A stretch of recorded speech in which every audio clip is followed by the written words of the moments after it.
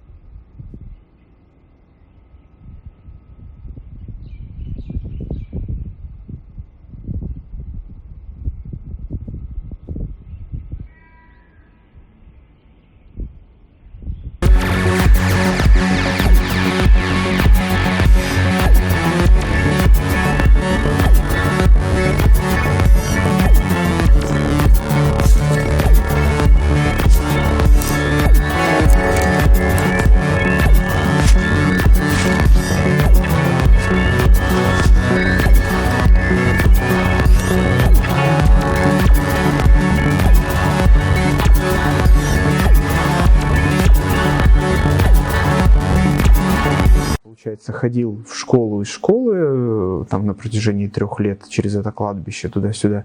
Это был там лет 6-7, я в школу уже пошел к тому времени. Я в какой-то момент понял, что я могу умереть, и я могу уснуть и не проснуться. И вот тогда было несколько ночей, когда я очень боялся засыпать, потому что я думал, что на утро я не проснусь. И, я в итоге засыпал, но все равно это вызывало у меня страх. Я там договаривался с миром, то есть там была заставка на телевизоре, где, значит, мерцал огонек, мне нужно было, значит, там какое-то количество, чтобы раз он померцал для меня, что-то, если он померцает такое количество раз, значит, все нормально будет, я проснусь.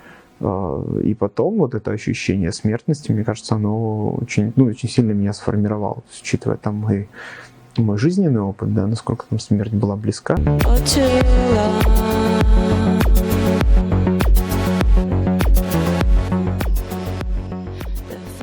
меня довольно неблагополучная была семья, там родители в разводе, обоих их убили, причем с довольно такой схожей картиной, что отца во время пьяной драки зарезали, получается, а мать убил ее сожитель. То есть, и про отца не знаю, но то, что у матери точно был какой-то там анамнез лечения именно в наркологии, как у пациентки, которая перенесла делирий, да, то есть там с галлюцинациями, это точно.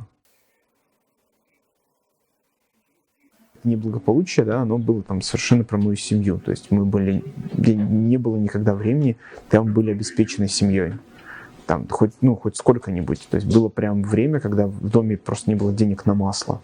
И мы там какое-то время росли только на пенсию бабушки. Мать там почти не помогала. И сестра, действительно, она отказалась там от каких-то амбиций, от какого-то развития для того, чтобы, в принципе, вложиться в мое образование, потому что, семья как-то ставила на меня. Такой, интеллигент в первом поколении. Я первый человек в своей семье, который получил высшее образование.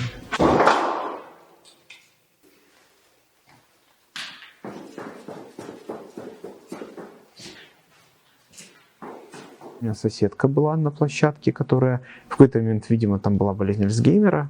Вот, я помню, что я там уходил в школу, и вот у меня там какой-то был период времени, что она постоянно стучалась в дверь, просила ее выпустить из квартиры, потому что дочки ее запирали, чтобы она никуда не сбежала, потому что она там убегала в носках, значит, в зиму там куда-то.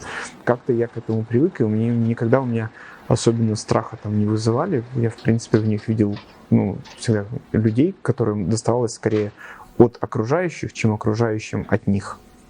Вот, наверное, так. Может быть, это отчасти и сформировало там, мой взгляд, такое очень терпимое отношение в психиатрии, как у врача.